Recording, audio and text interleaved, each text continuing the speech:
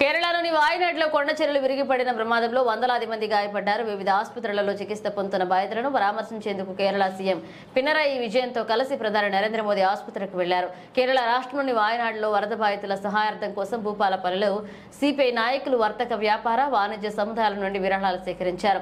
ప్రతి ఒక్కరూ ముందుకు వచ్చి కేరళ వరద బాధితుల కోసం విరాళాలు అందించి వారికి అండగా నిలవాల్సిన అవసరం ఉందన్నారు. ప్రధానమంత్రి నరేంద్ర మోదీ కేరళ రాష్ట్రానికి వెళ్లి అక్కడ జరిగిన విపత్తును కల్లారా చూడడం జరిగిందని, వెంటనే కేంద్ర ప్రభుత్వం స్పందించి కేరళలో జరిగిన విపత్తును జాతీయ విపత్తుగా గుర్తించి బాధితులను ఆదుకోవాలని సిపిఐ నాయకులు కేంద్ర ప్రభుత్వాన్ని విజ్ఞప్తి చేశారు.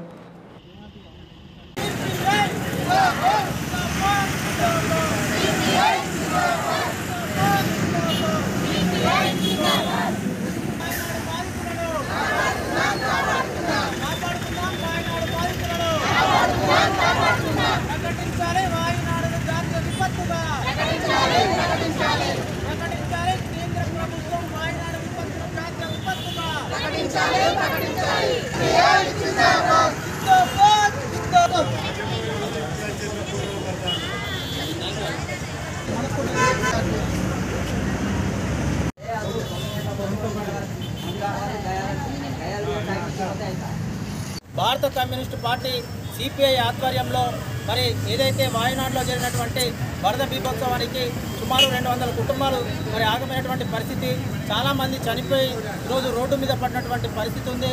మరి దానికి సంబంధించి ఆ వరద బాధితులను కాపాడుకోవాలని చెప్పేసి సిపిఐ పార్టీ ఆధ్వర్యంలో పెద్ద ఎత్తున భూపాలపల్లి పట్టణంలో విరాళ సేకరణ కార్యక్రమం చేపట్టడం జరిగింది.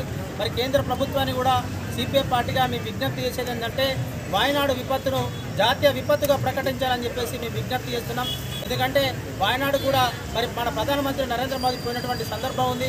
అక్కడ జరిగినటువంటి విపత్తు మరి కల్లారా చూసినటువంటి పరిస్థితి కూడా ఉంది. కాబట్టి ఇప్పటికైనా కేంద్ర ప్రభుత్వం జాతీయ విపత్తుగా ప్రకటించి అక్కడ ఉన్నటువంటి బాధితులను ఆదుకోవాలని చెప్పేసి భారత కమ్యూనిస్టు పార్టీ సిపిఐగా విజ్ఞప్తి